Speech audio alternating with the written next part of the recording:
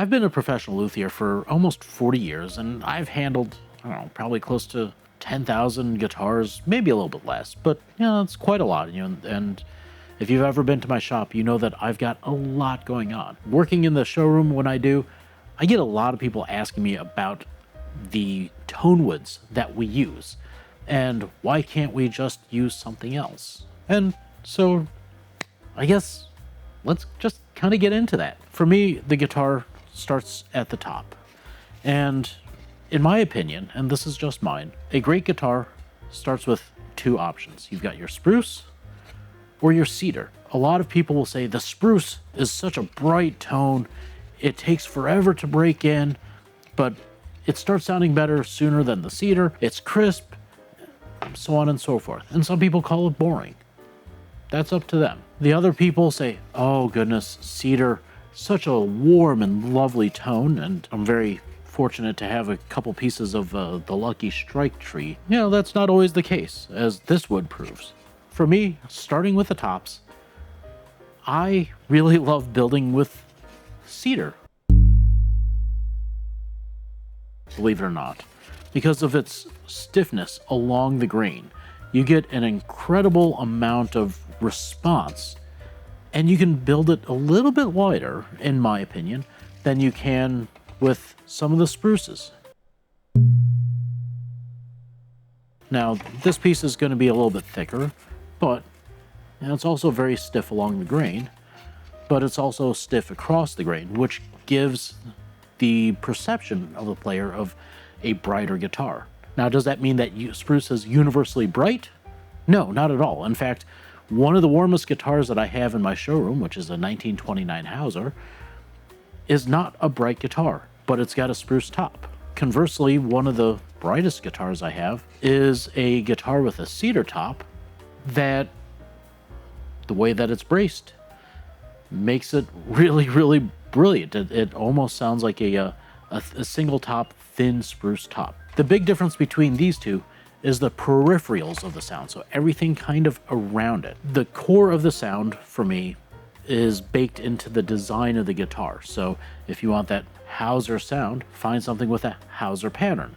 If you want that Taurus sound, build something with the Taurus pattern, or so on and so forth. But beyond that, after you're moving the needle and removing wood into the top itself, you can really steer the direction of the sound of the guitar. Whenever you're looking for a guitar, the last thing that you actually want to do is say, I only want a cedar guitar, or I only want a spruce guitar. A little side anecdote is that when Julian Brune was at our shop, he refused to play the only guitar that my father had of his on hand because it had a cedar top, and he doesn't like cedar tops. So he ended up playing one of the harpsichords that my dad had, and he says, oh, it's this lovely fruity tone, it's incredible, it plays beautifully. My dad says, oh, you like it? And he says, yes, I love it. And my dad says, it's got a cedar top. And he says, no, you're having me on, and pops open the lid, and then he refused to play that harpsichord anymore. Meanwhile, after that, they went out to dinner, had a lovely conversation, and he was pontificating on how Segovia had the knack for picking the most amazing and incredible guitars. His ability to find something incredible was just unparalleled. At which point, they went off to the concert, and Mr. Brune, Maestro, played a wonderful concert. A month and a half later, that same guitar that Julian Brune refused to play ended up being the first guitar of my father's that Segovia had. There you go. It goes to show that, sometimes the right Tonewood may be in front of your face and you're just unwilling to give it a try. It happens to the best of us, because I don't know if there's anybody better than Julian Brune and Segovia. Whenever you're looking for a guitar, don't get mired into, I only want one wood for the top and the back. The back is a completely different story, because you have incredible things like Indian rosewood, which is kind of the gold standard of the classical guitar. Indian rosewood is one of those woods that just, it's got so much power, it's got elegance, it's got warmth, it's got brightness, it's got crispness. It is such a wonderful wood, but That said, it can potentially be slow depending on what style of music. The two big ones for us are Indian rosewood and Cypress, and I'm kind of foreshadowing because I have other stuff here. Now, Cypress is amazing for a flamenco guitar, but that doesn't mean that it's only for a flamenco guitar, because some of the best guitars that I think that my father has built, and some of the best that I've built, I think, are a Cypress classical guitar, where they are made with a classical guitar action, a classical guitar interior, no tapping plate, and a beautiful piece of hard cypress. So now you get a really fast response, great punch, a good clarity, you get a dryness, and actually one of my favorite combinations is Cypress and, well, a lighter colored cedar. This is a little bit on the reddish side, as the Lucky Strike is. That said, Cypress classicals are incredible, and frankly some of my most entertaining guitars that I come across. Why do we use what we use? Well, Cypress for Spanish guitars is practically synonymous because back in the day, Spain grew a lot of cypress, and by the way, they still do. And this is actually Turkish cypress because I didn't want to have to go digging through my woodpile to grab the Mediterranean. More or less, it's kind of all the same, but you know, that whole terroir thing. Man, what a bass sound. And by the way, the smell is absolutely intoxicating. Maybe next time you're looking for a guitar, look for something with cypress and just have fun with it. Remember, it's just a guitar. It has 6 strings, it has frets. You don't have to play flamenco to play with a cypress guitar. The Indian is just one of those pieces of wood that I never get sick of it. And this is really old growth stuff I've recently acquired from a shop that I bought out. And it's like having a bass drum. The richness and the color that comes out of it really does a wonderful job of creating inertia. And you know, we use this because at the time, this was some of the most opulent wood. The cypress, that was a very economical option because back when the guitar came about in the 1850s, 1860s, basically they didn't have the differentiation of a classical guitar or a flamenco guitar. The flamenco guitar was, the guitar was built with woods that the person could afford.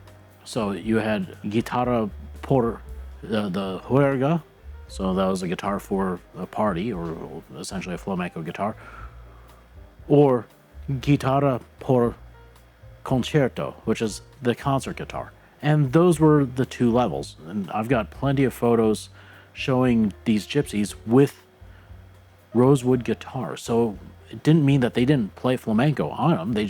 They weren't necessarily able to afford them. Those are your 2 major choices. Now, we get into the fun stuff. I don't think that classical guitar builders use enough mahogany in our building, and I think it's a darn shame. And I'm actually going to blame the factories on this. You hear me, factories? I'm blaming you on this. I think that mahogany is truly one of the most spectacular woods for a classical guitar, or any guitar for that matter. You get warmth, you get sweetness, you get richness, you get oomph, you get everything that just makes me want to listen to a guitar more. Granted, most mahogany isn't as sexy as this. I'll admit that. This is an incredible piece of wood. I think that we get too concerned with the visuals, and I understand that a beautiful piece of wood is something that is way more fun to look at. Mahogany, wherever you get it from, oof, it's worth considering. The one that I see a lot more is maple.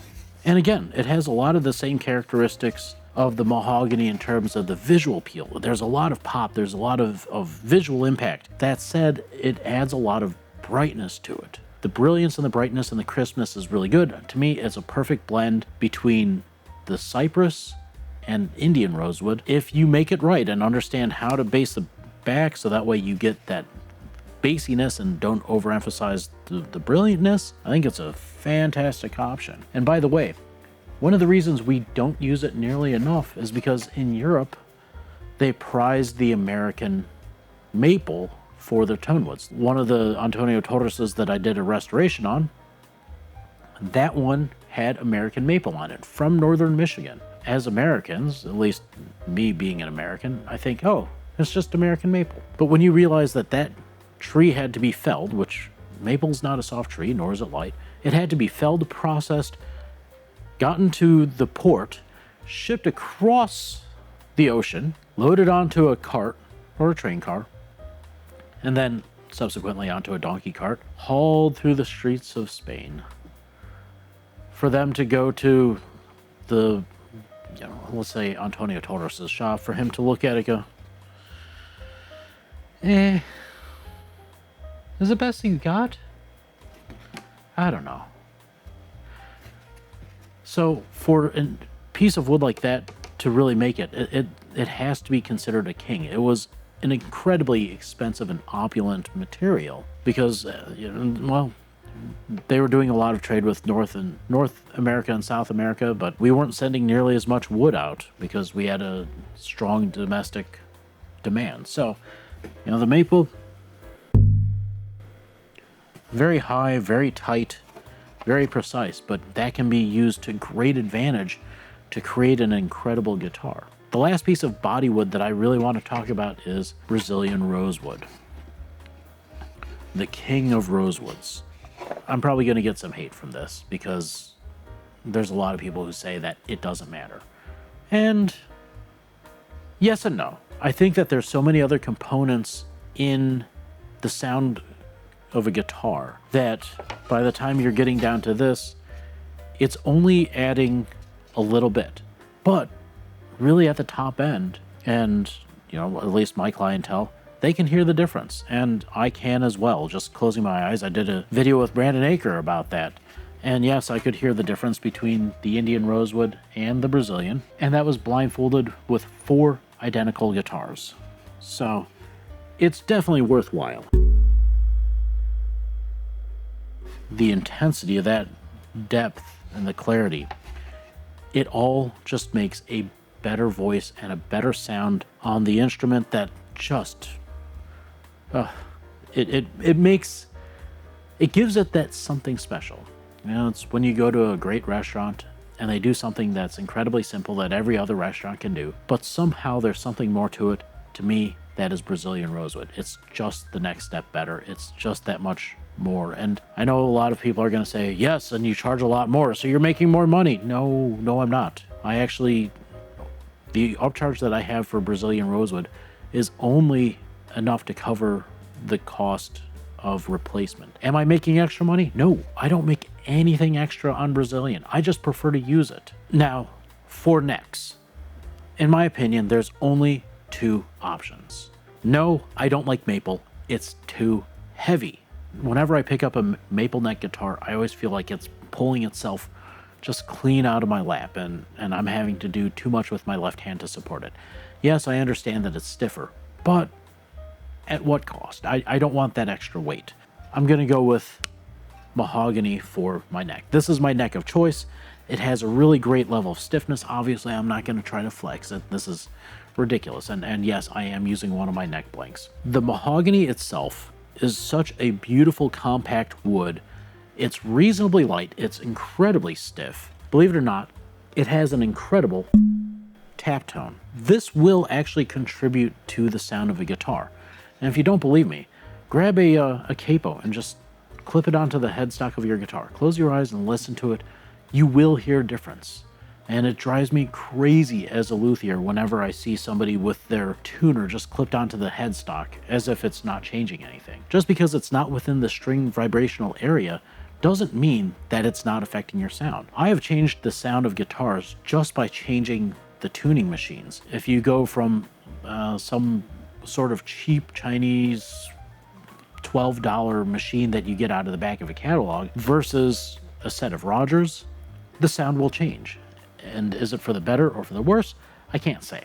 But there is a change that happens. When you are using a neck like this, one of the things I truly love about it is that it does a great job of balancing the guitar into the body. So if your guitar body is really, really heavy, this is something nice to put with it, so that way the weight disappears into you. It always weirds me out when I sit down with a guitar that has a really heavy body and a Spanish cedar neck, and this thing weighs about maybe 1/3 less than this. I put it down, sit down into my lap, and I go like this with the guitar because the neck is too light in comparison to the body. So for me, I always like to think about the balance.